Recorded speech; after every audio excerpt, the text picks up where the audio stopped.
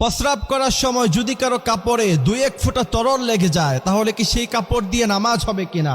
ওই অবস্থায় তাকে কি নতুন করে গোসল করতে হবে নাকি পুরা কাপড় পাল্টিয়ে তারপরে তাকে নামাজ আদায় করতে হবে? এমন প্রশ্ন আমাদের প্রত্যেকের মনেই কিন্তু একবার হলেও জাগে যে হুজুর যখন পেশাব করতে যাই মাঝে মধ্যে 2-1 ফোঁটা তরল এদিক সেদিক হয়ে আমাদের কাপড়ে লেগে যায়। এমতো অবস্থায় কি আমার পুরা কাপড় কি খুলে তারপরে নতুন কাপড় পরিধান করে নামাজ পড়তে হবে নাকি আমাকে নতুন করে পাক পবিত্র হয়ে গোসল করে তারপরে নামাজ আদায় করতে হবে? এমন প্রশ্ন কিন্তু আমাদের অনেকেরই জেগে থাকে।